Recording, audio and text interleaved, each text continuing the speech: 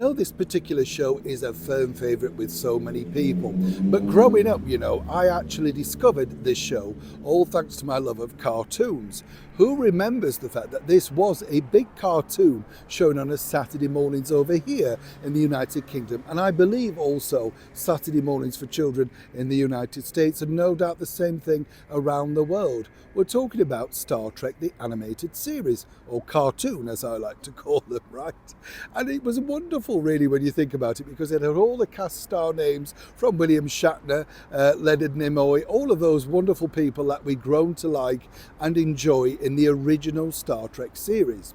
But I was lucky enough a few years back now, and I was looking through this, to meet one of the big stars of the original Star Trek, a lady who was incredibly beautiful but broke boundaries as well. And rewatching the interview, it's fascinating to see and hear exactly how her turn of path changed, that particularly that meeting with Gene Roddenberry. I mean, what basically happened for her and how it changed her life.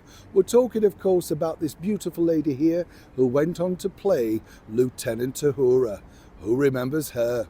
As ever, let me explain. I met the beautiful Nichelle Nichols at a sort of film event here in London in 2016. She was over here to celebrate, of course, an anniversary of Star Trek. It was one of those series that, I'm not a particular sort of sci-fi fan, but I enjoyed all the gadgetries. And I don't know about you, but when you watch the original now, those little things that they flicked out, and spoke into, I mean, isn't that a mobile phone? Yeah, well ahead of the time, isn't it, Now, Nichelle, as I say, was a lovely lady, very much down to earth, an absolute riot of laughter, good fun. And as I say, she was basically saying that when she started out her career, she didn't really plan, in fact, to become an actress. Broadway was her dream. She really just wanted to appear as a singer, a dancer on Broadway. That was the big deal. But it was a chance meeting with the creator, Mr. Roddenberry, of course, Star Trek, Gene, because she was appearing in an episode of a TV series for him in 1961. And as she said, she had no idea really how fateful that meeting would have been. You see, prior to that, she'd been in sort of off-Broadway parts, little bit parts, singing with the Duke Ellington Orchestra, which she loved. And she said, she would have continued to do that. But she was always looking to branch out and try and find little areas of things, but wouldn't necessarily take her away from her dream of starring and appearing on Broadway. And who can blame her for that? Now, pushing forward, as she said, by the time it got to 1966, she'd received a call from Gene basically saying, would she like to come along and have a chat about this particular role? Now, as I pointed out to Nichelle, she didn't realise, of course, that she was not just creating an iconic role, but a sex symbol as well, because, Lieutenant Uhura really was an incredibly sexy lady on screen. And as I said, you must have giggled a lot, when you were making it, because, she always had interference, do you remember, in her earpiece and stuff like that. And as she said, a lot of it was kind of ad-libbed, simply because William Shatner wasn't that keen on rehearsing. She had a lot of time for him, and in fact all the cast members. Now, I've been lucky enough to interview and meet quite a few of them over the years. Most recently, I like this character, Zulu, remember him, of course, George Takei. He came over here to do a London play, I think about 18 months ago now, looking as good as ever. What was fascinating, though, talking to Nichelle, as I said, is she basically said after the very first run of that show, Star Trek, she wanted to leave.